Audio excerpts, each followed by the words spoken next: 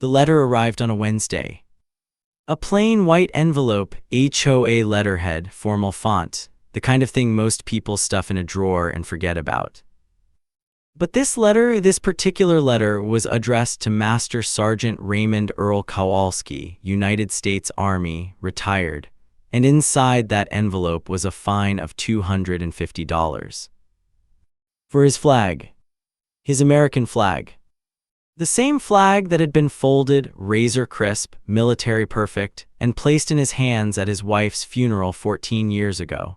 The same flag he'd mounted on a white pole in his front yard the morning after she was buried, because he needed something to look at that still meant something. $250.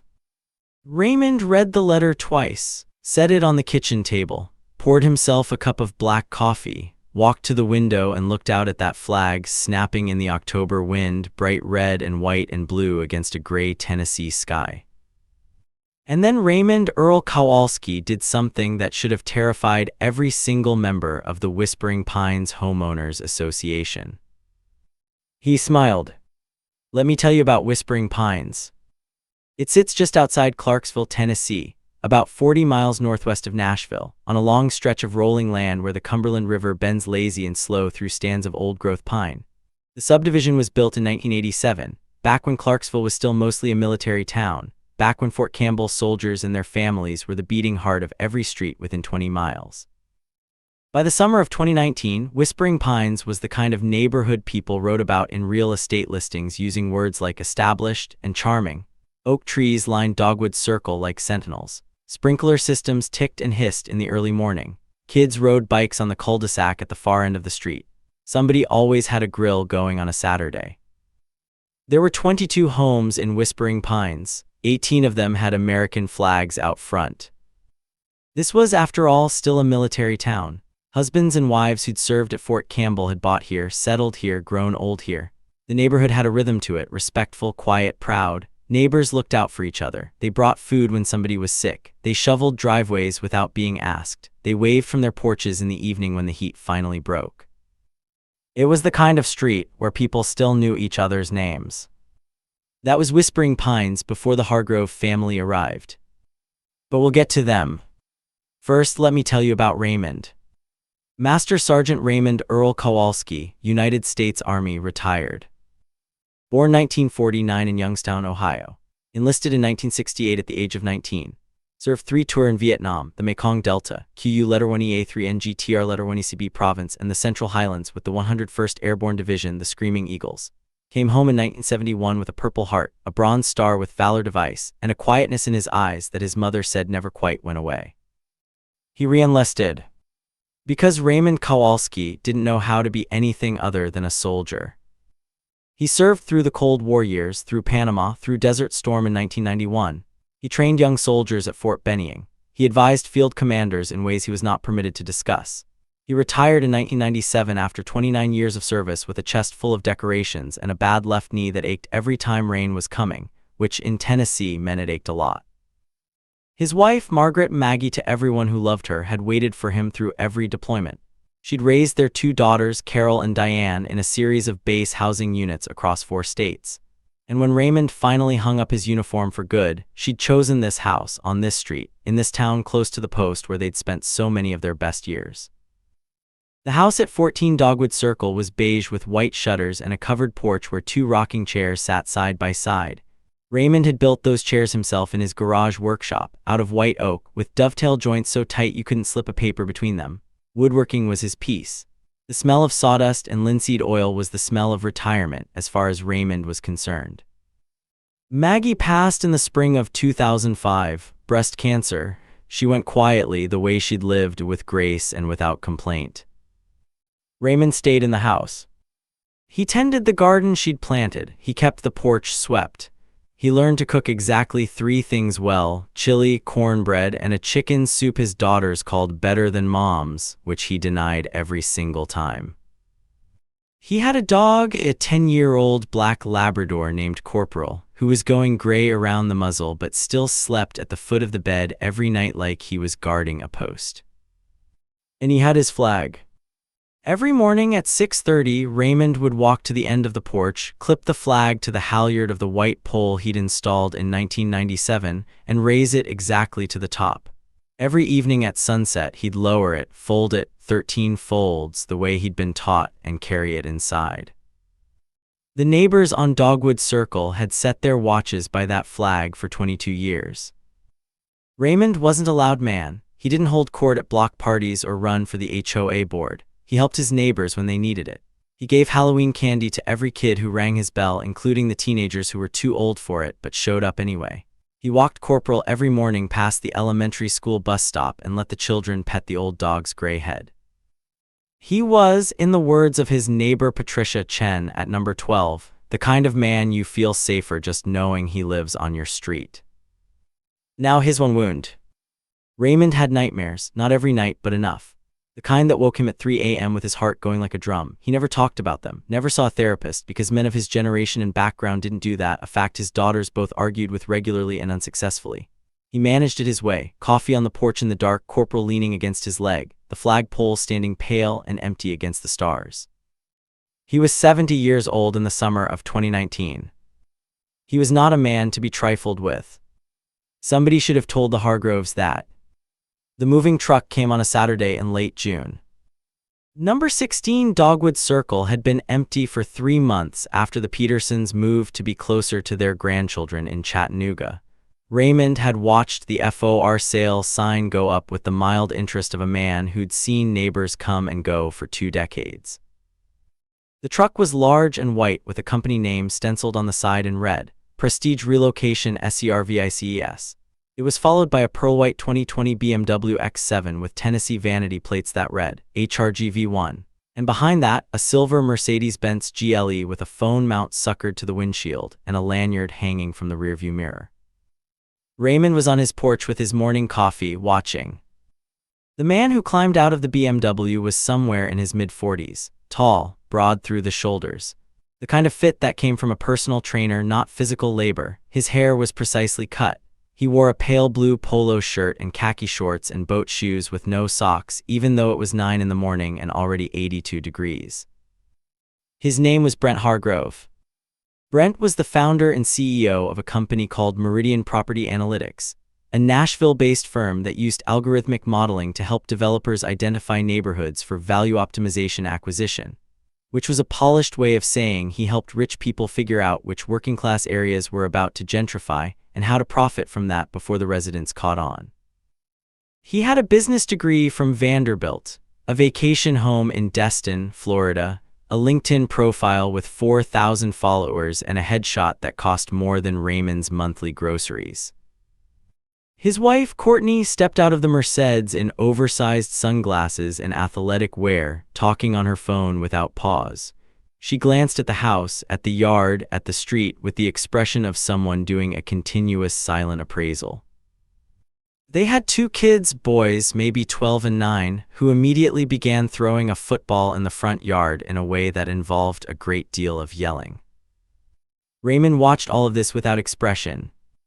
Now here's the first red flag. Before the movers had even opened the back of the truck, Brent Hargrove looked up and down Dogwood Circle with his hands on his hips. His gaze landed on the 18 American flags lining the street. He turned to Courtney and said something. She laughed, a quick, dismissive sound, and went back to her phone. Raymond couldn't hear the words, but he recognized the expression. The second red flag came 20 minutes later when one of the moving crew asked Brent a question about furniture placement. Brent pointed at the front door without looking up from his own phone and said, loudly enough for Raymond to hear from his porch, "I don't pay you to think, I pay you to move boxes, figure it out." The mover, a young man of maybe 22, didn't respond, just nodded and went back to the truck. Raymond set down his coffee cup very quietly. He'd known men like Brent Hargrove. He'd encountered them in uniform and out of it, men who confused authority with arrogance, who treated service people as furniture, who moved through the world with the breezy certainty that rules were for other people. He'd also, in 29 years of military service, learned one reliable truth about men like that. They always underestimated the quiet ones. The first real incident came 3 weeks later. It was a Tuesday in mid-July, a hot, still day with a sky the color of old pewter and humidity thick enough to taste. Raymond had raised his flag at 6:30 as usual. By noon, the wind had picked up from the south, and the flag was snapping with a clean, sharp sound, that particular crack of nylon in a good wind that Raymond had always found deeply satisfying. Brent Hargrove found it less so. At 12:15 p.m., Brent came out of number 16 in a white undershirt and basketball shorts and stood at the property line with his arms crossed, staring at Raymond's flagpole. After a moment, he walked across the yard. Raymond was on the porch. He stood when he saw the man approaching, not from deference, but from the military habit of meeting things on your feet. "Hey," Brent said, stopping at the foot of Raymond's porch steps. "That flag." Raymond waited. "The noise, it keeps rattling or snapping or whatever. I'm trying to work from home. Conference calls, you understand." Raymond looked at his flag. He looked back at Brent. "It's a flag," Raymond said, "in the wind." "I get that," Brent said with the patient tone of a man who did not feel patient. "But it's distracting. Is there a way to, I don't know, take it down during work hours or use a different material?" Raymond was quiet for a moment. "I've raised a flag at that pole every morning for 22 years, he said. "That flag flew at half-staff when my wife passed. It flew full when my granddaughter was born. It'll keep flying." Brent blinked, his jaw moved slightly, the way jaws do when someone is deciding whether to push further. "Look," he said, "I'm not trying to be a problem, I just—" "Then don't be one," Raymond said. There was a pause, the flag snapped in the wind. Brent Hargrove looked at Raymond the way certain men look at old things they believe are no longer relevant. Then he smiled, a thin, diplomatic smile, and said, "You know what, I'll look into the HOA guidelines. I'm sure there's something in the CC and RS about noise ordinances." He turned and walked back to number 16. Raymond watched him go, then he sat back down, picked up his coffee, and made a mental note. He went inside after lunch and retrieved a composition notebook from the desk drawer where he kept his important papers. He wrote the date at the top of the first page, July 16, 2019. Then he wrote, in the precise block lettering of a man who'd filled out military reports for 3 decades, exactly what had been said and by whom and at what time. He placed the notebook back in the drawer. He also, that afternoon, ordered 2 additional security cameras from an online retailer, bringing his total to 5. He'd had cameras on his property since 2015, when someone had egged the Chen's car during a neighborhood dispute that had nothing to do with Raymond. He believed in documentation. Old habit. Now he believed in it more. Direct hit. Now let me pause here and ask you something.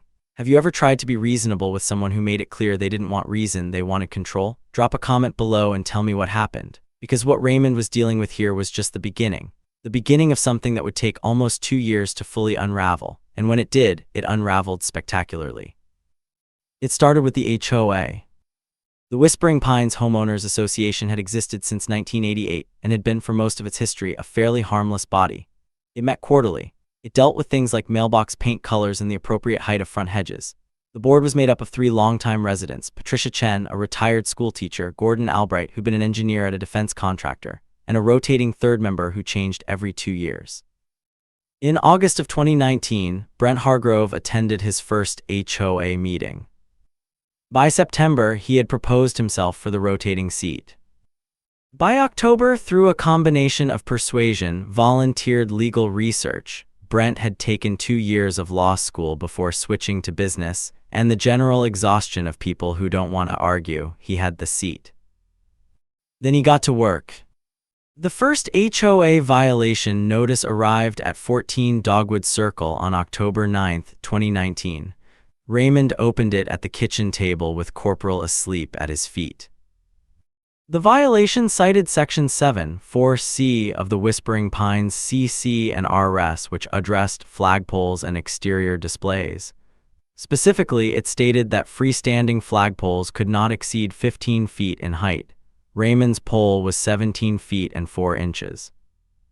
The fine, $250.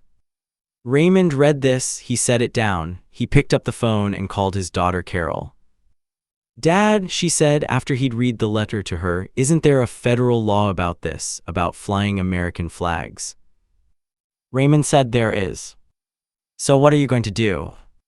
"I'm going to handle it," Raymond said, "properly." He was thinking about something he hadn't mentioned to Carol yet, something he'd noticed 2 weeks earlier when he was walking Corporal along the side of his property. He'd looked at the property survey he kept in a lockbox in the closet, the original survey from 1997 when he and Maggie had bought the house. He compared it to the position of the new wooden privacy fence Brent Hargrove had installed along the shared property line in September. The fence was 8 inches over the line. 8 inches onto Raymond's property. He'd taken photographs, he'd measured twice, he'd written the measurements in the composition notebook. He had not said a word to Brent Hargrove about it. Chekhov's gun, loaded and sitting quietly on the mantel. But back to the escalation, because the fine was only the beginning. In November, Brent's white BMW pulled into Raymond's driveway, not to visit, but to turn around, which Raymond would have had no objection to. Except that it happened every morning. Every single morning for 3 weeks, the BMW reversed into Raymond's driveway, doing a 3-point turn at 7:45 a.m. with enough throttle to kick gravel up onto Raymond's lawn.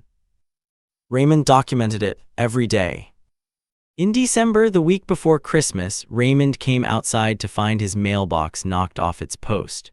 The wood post was cracked clean through at the base. There were no tire marks, no evidence, just the mailbox lying in the frozen grass with Christmas cards fanned out around it like a broken wreath. Raymond took photographs, filed a police report, wrote everything in the notebook.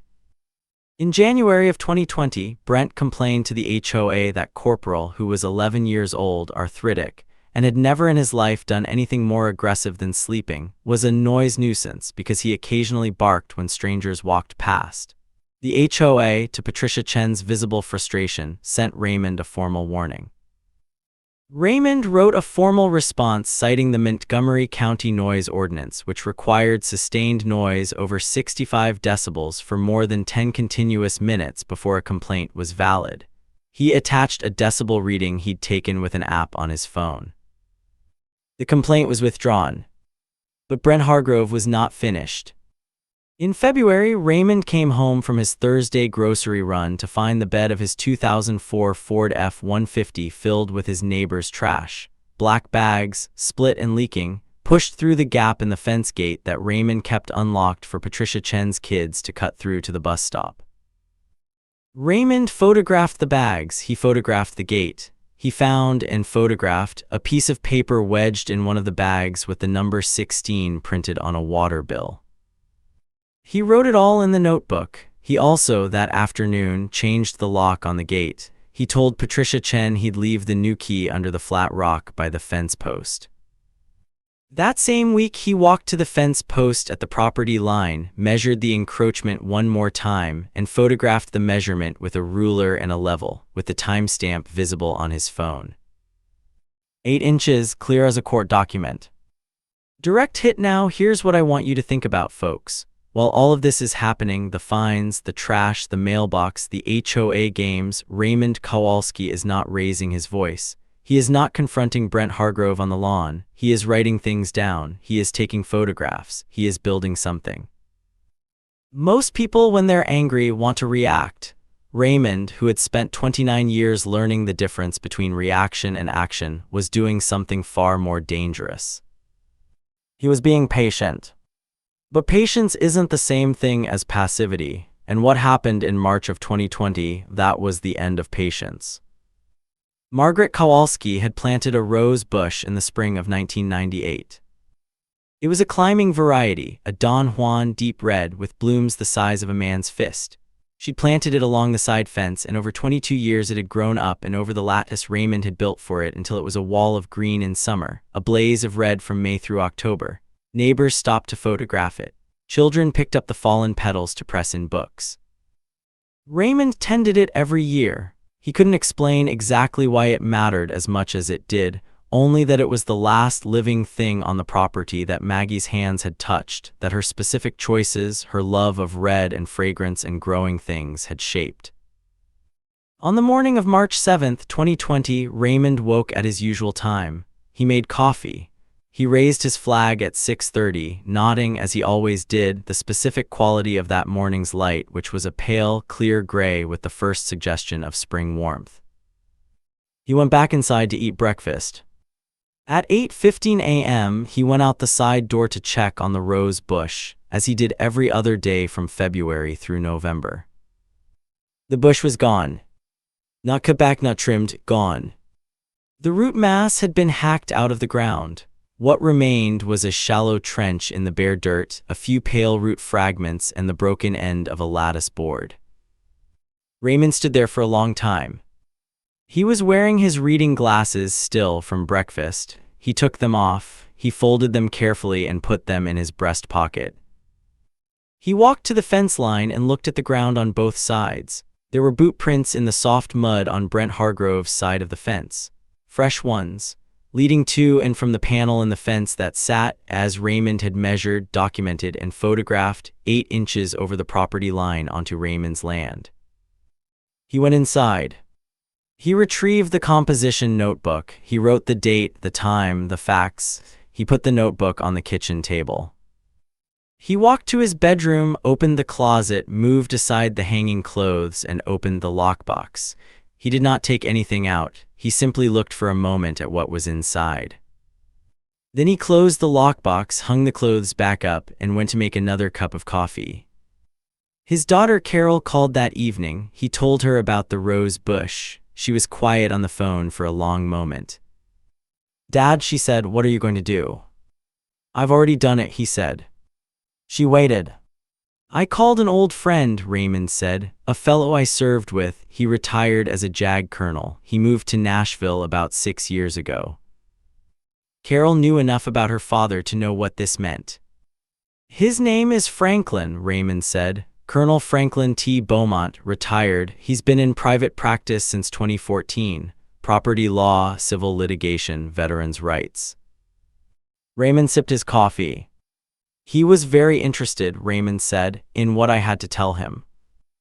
"Direct hit if you think Raymond is going to let this go. You've never met a man like Raymond Earl Kowalski. Stick with me, because here's what nobody knew at the time and what Brent Hargrove was about to discover the hard way. Here's what nobody in the Whispering Pines HOA knew. They knew Raymond Kowalski was a retired Army veteran. They knew he was quiet and polite and good with his hands. They knew he was the kind of man who brought sweet corn from his garden to the block party. What they did not know was that for 14 of his 29 years in service, Raymond had been assigned to the 902nd Military Intelligence Group. He was not an interrogator. He was not a field agent in any cinematic sense. He was an investigator. Specifically, he specialized in cases involving fraud, extortion, and financial crimes within and adjacent to military contracting operations. He had conducted over 200 formal investigations across his career. He had testified in military court proceedings 14 times. He had received the Legion of Merit in 1996 for an investigation that he was not permitted to describe in any detail, had resulted in a prosecution that saved the United States government approximately $38 million. He knew how to build a case. And he had been building one since July 16, 2019. Colonel Franklin T. Beaumont, Frank, as Raymond called him, was a lean, sharp-eyed man of 72 who had spent his post-military career specializing in exactly the kind of case Raymond now brought him. They sat at Raymond's kitchen table on a Wednesday morning in late March, Corporal sleeping under the table, a pot of coffee between them, while Raymond laid out the composition notebook, the printed photographs, the time-stamped video clips from his 5 security cameras, and a small manila folder that contained the original property survey from 1997. Frank went through everything methodically. He didn't speak much while he read, just turned pages. When he was finished, he set down his reading glasses and looked at Raymond. "The fence encroachment," Frank said, "is a property tort, clear and actionable. We have the survey, the photographs, the measurements."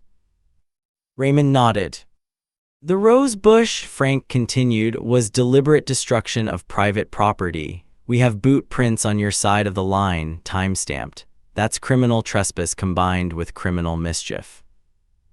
Raymond nodded again.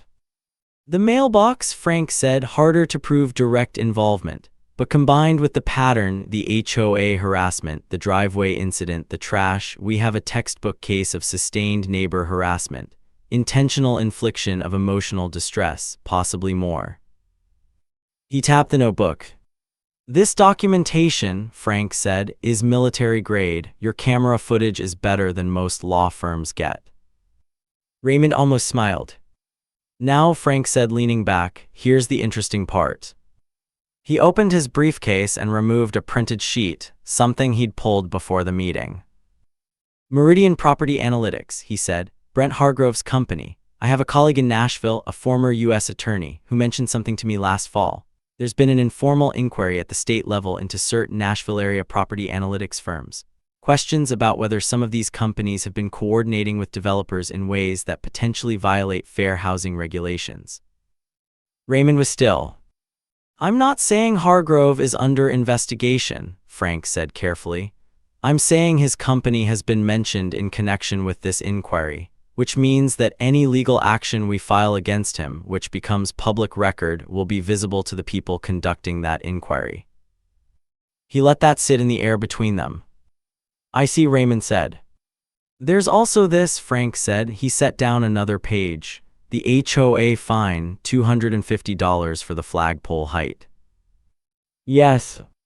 Are you familiar, Frank said, with the Freedom to Display the American Flag Act of 2005? Raymond was familiar with it. Federal law, Frank said, specifically prohibits HOA rules that prevent the display of the American flag on private property. The height restriction as applied to your flagpole is preempted by federal statute.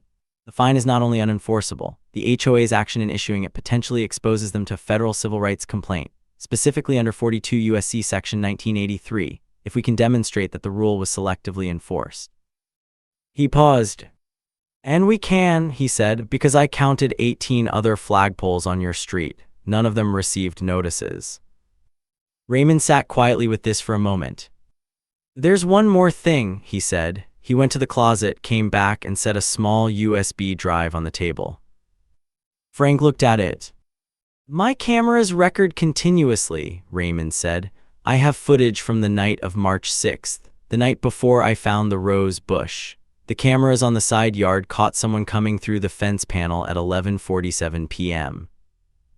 Frank picked up the USB drive. The footage is clear, he asked. 4K, Raymond said, motion-activated infrared. Frank set the drive down with a small, decisive sound. Raymond, he said, I'm going to need you to trust me with the packing of this. I know how investigations work, Raymond said. Then you know we don't move until we're ready to move completely. Raymond reached across the table and poured more coffee for both of them. I've been patient since July, he said. A little longer isn't going to trouble me. The morning of September 14th, 2020 was a Monday.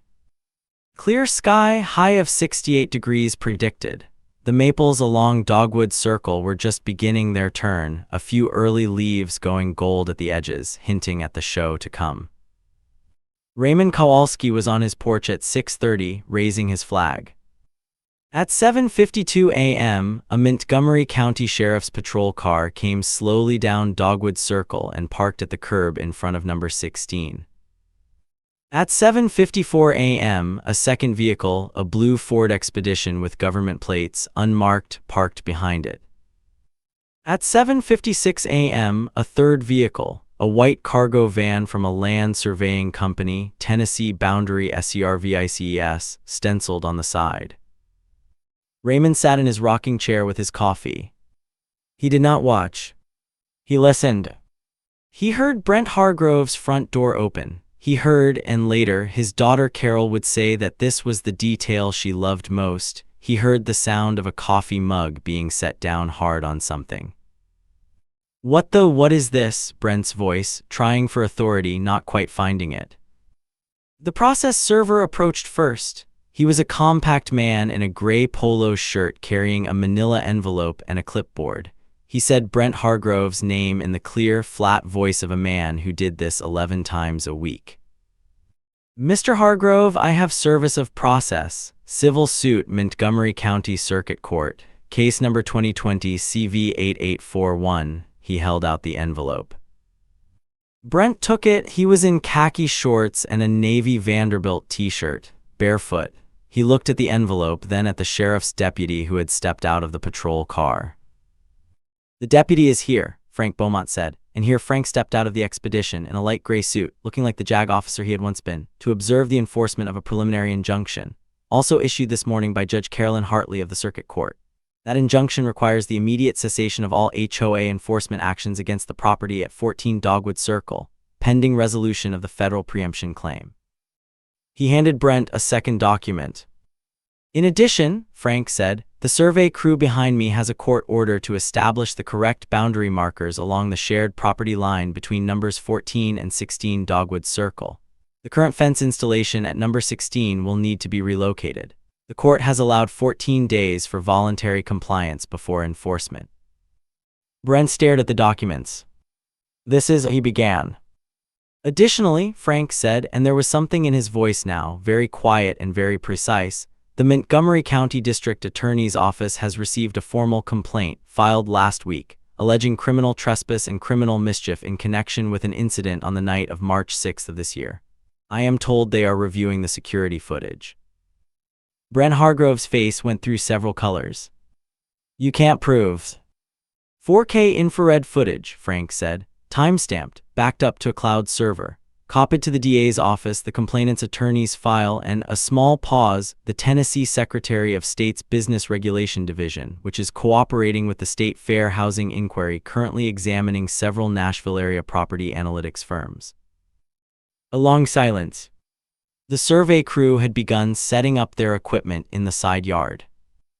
Patricia Chen had come out onto her porch, so had Gordon Albright, so had 6 or 7 other neighbors drawn by the vehicles standing in their driveways or at their property lines, watching.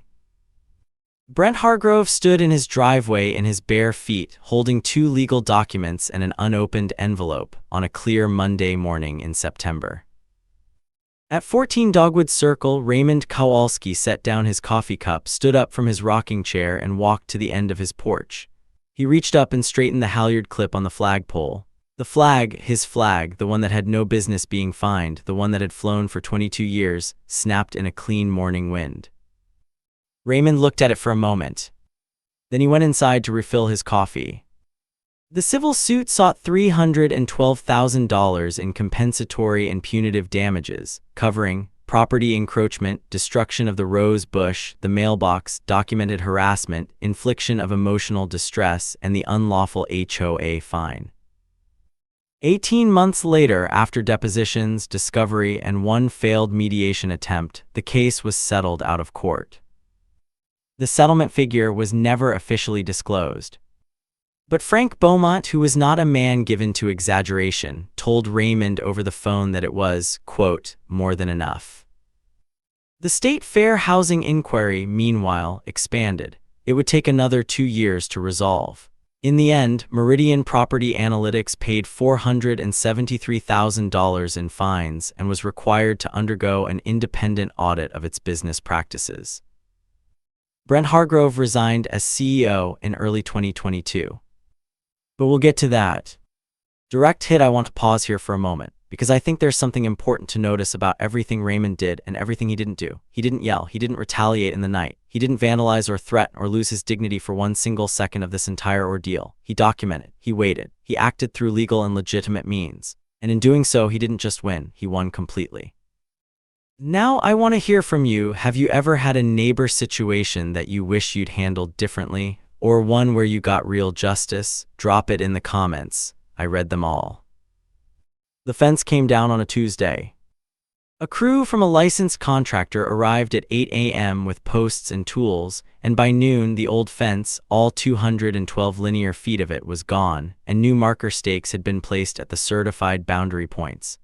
The new fence, when it went up the following week, sat exactly where it was supposed to sit. The HOA met in emergency session 3 days after the injunction was served. The board voted, unanimously, with Brent Hargrove abstaining and then leaving the meeting, to rescind the flagpole violation notice and refund Raymond Kowalski's $250. Patricia Chen moved that the refund include a formal written apology from the board. The motion passed. Raymond received the check and the letter on the same day. He deposited the check. He read the letter at the kitchen table, folded it once, and put it in the lockbox in the closet next to the original property survey. The street was quieter after that. Not the quiet of absence, the quiet of a thing resolved. Neighbors who'd watched the proceedings that September Monday spoke to each other in the days that followed with the particular energy of people who feel that a balance has been restored. Patricia Chen brought Raymond a loaf of banana bread. Gordon Albright came by on a Saturday morning and helped him rebuild the mailbox post out of pressure-treated wood, sunk 2 feet deeper than the original. The Hargrove house at number 16 was quieter too. Courtney Hargrove was seen loading boxes into the silver Mercedes in late October. She made 3 trips in 1 week. Her expression, those who noticed it said, was the specific blankness of someone in a situation they had not chosen and could not control. The boys, 12 and 9, were seen sometimes in the yard, quieter than they'd been that first summer. The younger one had started waving to Raymond when he walked Corporal past. Raymond always waved back. The FOR sale sign went up at number 16 on the 15th of November, 2020. A gray Friday, light rain, the kind of day that feels like punctuation. Nobody on Dogwood Circle said anything about it to Raymond. They didn't need to. In the spring of 2021, Raymond Kowalski planted a new rose bush along the side fence. Same variety, Don Juan, climbing, deep red. He drove 40 minutes to a specialty nursery outside Nashville to find the right one. He came home, dug the hole himself, amended the soil the way a nursery pamphlet instructed him, and set the root ball in with careful hands. It was small, a few canes, pale green, just beginning to leaf.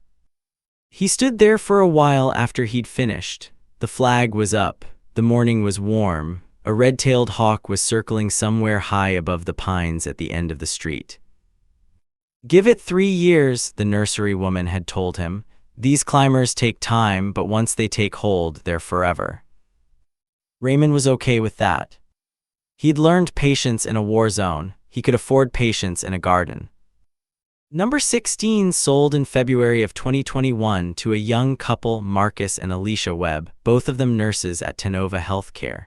They arrived with a modest moving truck, a large golden retriever named Scout, and the general bearing of people who intended to stay somewhere and become part of it. On their first morning on Dogwood Circle, Marcus Webb walked across the yard to introduce himself to Raymond, who was on his porch at 6:30, raising his flag. He extended his hand. "Marcus Webb, we moved in yesterday." Raymond shook it. "Raymond Kowalski, welcome to the street." Marcus looked at the flag going up the pole. "My grandfather served," he said, "Marines, Korea." "Good man," Raymond said. "Yes, sir," Marcus said. He was. They stood there for a moment in the morning quiet, watching the flag catch the first light. "Coffee," Raymond offered. "I would love that," Marcus Webb said. As for Brent Hargrove, he resigned from Meridian Property Analytics in January of 2022 ahead of the state regulatory announcement. The company survived under new leadership, reorganized. Brent did not. There were, according to public records and a brief item in a Nashville Business Journal, subsequent civil proceedings related to his personal financial arrangements with the company that were separate from the regulatory matter. The details were not glamorous.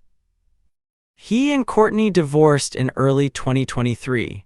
The Destin vacation home was sold as part of the settlement. The BMW X7, the one with the HRGV1 plates, was repossessed by the leasing company in the fall of 2022. Nobody on Dogwood Circle knew most of this. They didn't need to. Corporal died in the summer of 2021. He went quietly the way good dogs do at home in his spot at the foot of the bed on a warm July night with the windows open and the sound of crickets coming in from the yard. Raymond buried him in the garden, under the young rose bush that was already showing its first season of real growth. He got a new dog in the fall, another black lab, 8 weeks old, full of chaos and enthusiasm. He named him Private.